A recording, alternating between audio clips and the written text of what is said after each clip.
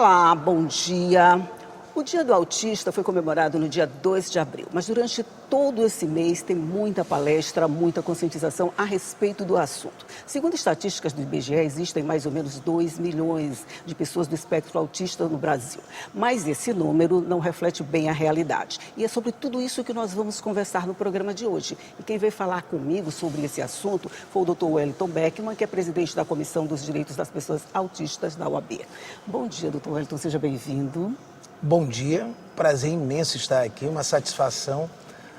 Parabenizar sempre pela iniciativa da TV Assembleia, né? Vocês estão sendo um veículo de comunicação da causa. A sociedade precisa cada vez mais saber sobre autismo. É essa a nossa responsabilidade de levar essa informação de qualidade sempre. Vamos falar de autismo. Eu falei aqui no começo que pelas estatísticas do IBGE, a gente tem cerca de mais de 2 milhões de pessoas do espectro autista no Brasil, mas a gente sabe que esse número não reflete muito a realidade, né, doutor? Sim. O que acontece? Quando o IBGE resolveu colocar no censo a investigação do quantitativo dos autistas, foi feito por amostragem. Então, não foi uma coisa real, de forma que deu 2 milhões e 400 mil autistas. Uhum. Mas, extraoficialmente, hoje no Brasil, nós podemos afirmar com muita tranquilidade que nós temos em torno de 6 milhões de autistas no Brasil. 6 milhões? 6 milhões. Esses diagnósticos que estão sendo feitos agora, por exemplo, muitas pessoas se descobrem autistas depois de já adultos e outros crianças. Mas quando você se descobre adulto, o que muda quando esse diagnóstico é feito mais cedo? Muda alguma coisa? Qual é a diferença entre uma coisa e outra? Muda e muito, né? Uma das coisas que, ao longo, né, das lutas, nós fomos conquistando, em termos de direito, foi exatamente o diagnóstico precoce. Quanto mais cedo você puder identificar os traços, né, os prejuízos que uma pessoa autista ela já começa a dar os sinais, no momento da amamentação. A minha esposa é médica, é ginecologista, e ela mesmo fala, o nosso filho, né? Todo mundo sabe que eu não sou pai biológico do Davi. Sim, eu entro na estatística, né, contrária dos 78% dos pais que abandonam as mães quando recebem o diagnóstico dado do Instituto Bares. Eu fiz o caminho contrário. Então, eu conversando com ela, ela sempre me fala que no amamentar, pela experiência dela como médica, ela já percebia que o Davizinho já ficava olhando para um canto, não olhava para os olhos dela, já ficava ali. Então já começa ali, são alguns sinais. Estou dando só um pequeno exemplo. Né? Muito bem. Então, muitas das crianças, elas vão crescendo, elas vão sendo chamadas de esquisitas, elas vão tendo determinados comportamentos. Os pais acham que isso é que isso tudo é normal, que isso vai passar. Há uma resistência muito grande dos pais aceitarem, né, o próprio diagnóstico, isso é uma coisa que atrapalha. E aí o que ocorre? Na adolescência, principalmente na adolescência, né, que é um momento muito crucial na vida daquele indivíduo. E existem pesquisas que mostram que 72% têm tendências suicidas, para você ter uma ideia, principalmente suporte 1. Por quê? Ele começa a enxergar que ele não faz parte daquele mundo. E ele não entende por que determinadas reações ele passa. Entendi. E porque determinados preconceitos, ou determinadas brincadeiras, ou determinadas dificuldades que ele tem de relacionamento. E isso ele vai levando o resto da vida. O que aconteceu? Houve um aumento no diagnóstico, houve uma melhora no diagnóstico. É uma melhora, né? Por isso o aumento, né? Sim, porque se nós formos um pouquinho na história, a própria especialidade da psiquiatria, ela no mundo da medicina, ela só foi aceita como especialidade na década de 40. Quer dizer, a própria medicina no mundo entendeu? Então ela começa muito devagar, a partir da década de 40. Isso para a história do mundo é recente. Então os diagnósticos eram pequenos, né? Era retardo mental, era esquizofrenia, era tudo isso que autismo não se falava. Entendi. Mas a aceitação desse diagnóstico até hoje é muito difícil, vamos dizer assim, né? Por mais que a gente fale a respeito, olha que hoje já se fala muito a respeito, né? Então, mesmo assim, a aceitação do diagnóstico ainda é uma tarefa complicada para os pais, né, doutor? Muito. Há uma resistência muito grande, porque Eu vou te falar que no Brasil, você ser pai atípico, né, você enfrenta, independente de classe social, tá? Você enfrenta preconceito, você enfrenta capacitismo, você enfrenta tudo de pior que você possa imaginar. Falta de políticas públicas, comércio, é para onde você vai, independente de classe social. Então, primeiro, há uma negativa dos pais em querer ver que aquele filho é uma missão que deram para ele, que ele vai ter que cuidar, porque ele projeta o quê? Uma criança que, muitas das vezes, né, ela vai crescer e ela não vai casar, não vai estudar, não vai se formar, dependendo do nível de suporte. Entendi. Outras não. Então, há meio que um bloqueio de ter que aceitar uma resistência naquele diagnóstico. Isso aí é um problema muito sério. Muito sério, e por tudo que ela vê, né? O que as outras passam. Então, isso também contribui. Mas hoje, depois de todo esse processo de conscientização que se faz o tempo todo, por exemplo, a gente fala muito, num programa como esse a gente fala, em qualquer programa de televisão você vê falando, e não só no mês de abril, a gente fala o tempo inteiro. Essa aceitação da realidade, tanto de quem se descobre mais tarde, como da família que descobre mais cedo, já deveria estar um pouco mais, vamos dizer, aceito pela sociedade e pela própria pessoa e pela própria família? Era o que se esperaria, tá? Mas infelizmente não é assim. Infelizmente, e o papel da comunicação, o papel das mídias, o papel da TV, de esse tipo de programa, isso nos ajuda muito, mas ainda é muito pouco. Entendi. A sociedade, de um modo geral, ela... Primeiro, qual é a grande dificuldade? A pessoa autista, ela não tem cara. Por exemplo, você, para efeito jurídico, ela é uma pessoa com deficiência, tá? O autista é uma pessoa com deficiência, conforme a Lei Berenice Piana, a 12764 de 2012. Então, o que ocorre? Você identificar uma pessoa que ela é autista é difícil, ele não tem cara, é diferente de um cadeirante, é diferente de uma pessoa que tem, né, que tem uma amputação, que tem alguma deformidade, enfim. Na primeira desorganização por questões sensoriais, muitas das vezes, o primeiro julgamento, e eu já passei por isso, é que é birra, é criança mal educada, é criança mimada, porque não tem cara, você não consegue enxergar uma deficiência ali. Entendi, ela não tem sinais visíveis. Não, ela não tem. Eu já passei por isso, meu filho já desorganizou no shopping da ilha, uma época, já faz um tempo atrás, e que as pessoas passavam filmando e a gente preocupado ali para ele não se machucar, e a gente só escutava as pessoas, leva para a Nina Rodrigues, dá um sossega-leão nele, isso é birra, isso é criança mal educada. Já escutei isso também em fila no supermercado. Então, ainda há uma falta de informação, de conscientização. Por mais que o papel de vocês é fundamental. Nós não podemos, não devemos falar só isso só no mês de abril. Mês de abril, é o ano inteiro. A gente não fala só no mês de abril, né? Quer dizer, por mais que a gente fale, parece que a coisa ainda não está, a sociedade não está pronta para receber.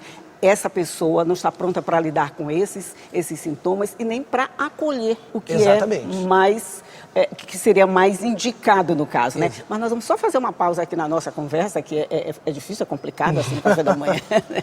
Mas nós vamos voltar para conversar já, é só um minuto.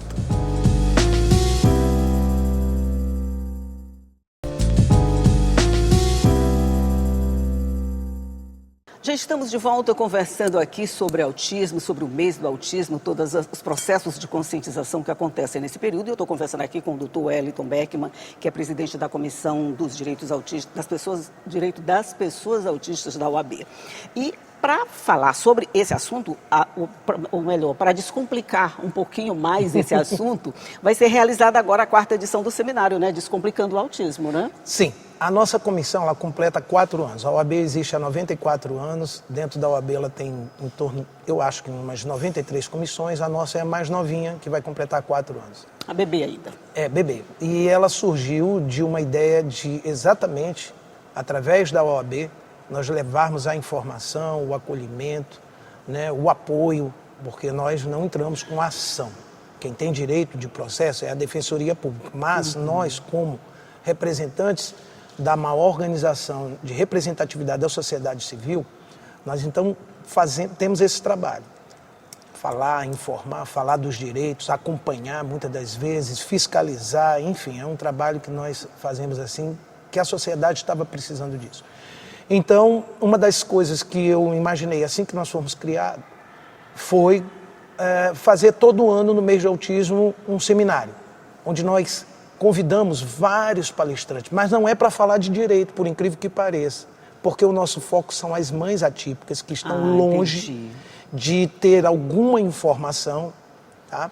Então a gente se preocupa muito em trazer médicos, psicólogos, sempre com a temática de trazer um profissional que é o autista, que isso é muito interessante. No primeiro nós trouxemos 3 autistas, um médico, uma médica, um professor de matemática, um acadêmico de direito.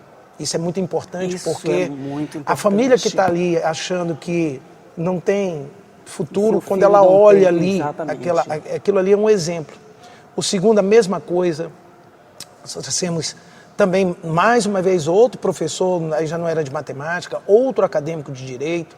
Então, no terceiro, nós temos uma policial militar, uma Major Natália, que é autista, suporte 1, então isso foi fantástico. Pedagogos, enfim, a gente sempre está preocupado. É um evento que, o Descomplicando o Autismo saiu da ideia da minha esposa, que nós estávamos procurando um nome e ela falou, por que não descomplicar o autismo? Porque a linguagem tem que ser mais acessível. Eu peço para os palestrantes tirarem todo aquela formalidade da nossa língua, para poder ter passar essa mensagem muito mais clara.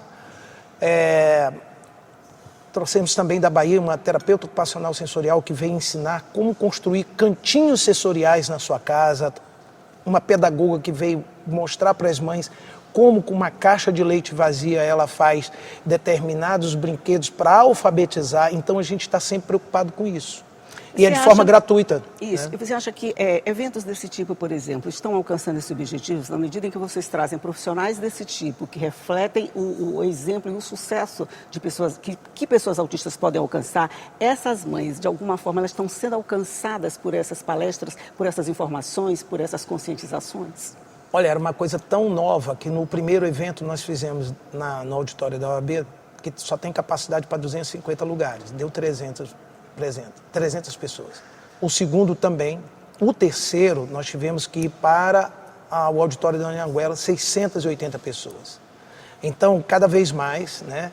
E elas saem de lá maravilhadas e eu recebo muitas mensagens por todas as dicas, todas as informações que são passadas. E esse ano nós estamos voltando a fazer na OAB, porque a logística para você sair com todo o cerimonial e tal verdade, é muito complicado. E também acaba afastando um pouco o nome da OAB, né? Que é responsável... quando realiza outro lugar, né? Exatamente. Sim, então, nós fizemos isso. Então, o que a gente tem de feedback?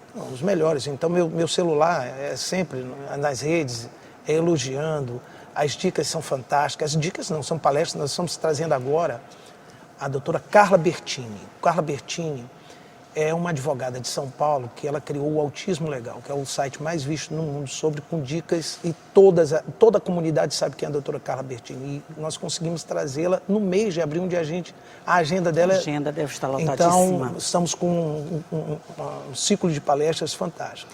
Falando disso, vamos pegar a escola também como exemplo. De alguma forma, as escolas, elas já estão conscientizadas do papel delas nesse processo? Porque depois que sai da família, o outro nicho mais perto é a escola. De que forma essa escola está recebendo vamos pegar a criança também, né? Essa criança ou esse adolescente para completar esse trabalho que começa lá na família? Elas não estão preparadas, isso é uma falácia. Nenhuma delas, nem a escola pública, nem a escola privada. Eu tenho feito um trabalho da comissão voluntário em cada escola. Esse ano, de janeiro para cá, vou só falar já 2026. Já foram 9 escolas que eu vou lá dar uma palestra para dizer o que é o autismo, como lidar com o autismo em sala de aula. E os professores não têm preparação, tem verba para isso. O que a gente escuta é que eles têm verba. Isso. O problema é má gestão e a gente sabe o que acontece, né? Então, eu tenho participado de formação de professores e eu saio de lá muito triste. Né? Eu saio muito triste porque não preparo os professores já estão com uma carga de nível de estresse muito grande. Tem que saber lidar com 3 ou 4, 5 autistas de diversos níveis de suporte. Isso. E eles não têm uma formação adequada, não têm uma preparação adequada. Eu não posso culpar os professores. Eu tenho que culpar, se é que existe um culpado, e na minha concepção tem, é exatamente o sistema educacional que não olha com o olhar devido para essas crianças, esses adolescentes e os adultos, porque se estende tanto na fase inicial, como na fase da adolescência e até aqueles de nível de suporte 1 que vão para a faculdade. Com toda certeza. Então nós não temos uma preparação.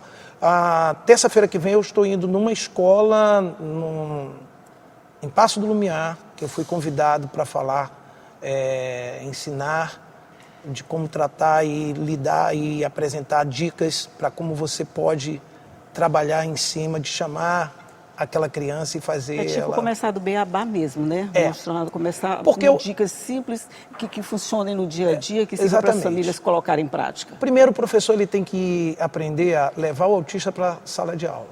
Esse é o primeiro passo. O segundo é fazer ele sentar. E o terceiro é ele aprender. Mas isso não é simplesmente colocar o autista na sala de aula, o gestor, o diretor, e dizer assim, toma que o filho é teu. Você tem que trabalhar a sexualidade do autista, que muitos professores não sabem, passam por situações, gritam, ligam para a família, né? A questão da desorganização, o porquê. As escolas não estão preparadas, já começa pelo ambiente sonoro. Não tem uma acústica. Nenhuma escola tem uma acústica apropriada para isso. Então a gente vive um verdadeiro caos. Se as escolas não estão preparadas, e se a sociedade não está preparada, a gente pode dizer também que a gente não tem políticas públicas, então, a respeito disso. Nenhuma. A gente tem muita... Olha só, eu vou te falar uma coisa. Eu fiz um estudo comparado. Dentro do direito existe essa questão de você fazer estudo comparado, e eu peguei a França. A minha irmã mora na França, então eu digo, não, vou focar na França. E peguei a Alemanha, 2 países de primeiro mundo. E eu fui estudar exatamente a legislação que eles têm. E fiz uma comparação com o que nós temos. Pasme, eles têm pouca legislação comparada ao muito que o Brasil tem. Só que o pouco que eles têm funciona. E o muito que nós temos não funciona praticamente nada. Então, falta política pública de todos os sentidos. Tá? Então, eu fiz esse estudo comparado e é muito triste.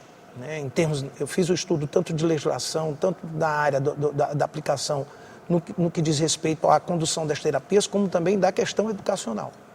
E nós temos muita legislação, mas elas todas no papel. Quer dizer, nós temos muito que não funciona perto do pouco que eles têm que funciona bem. O pouco que eles têm é uma coisa... foi uma surpresa para mim pegar a França e a Alemanha. Eu falei, meu Deus do céu, vamos lá. Quando eu deparo com o Brasil, nós estamos muito mais, né? Mas a gente não funciona. Nós vamos chegar lá. É o que a gente espera. Era muito pior, né?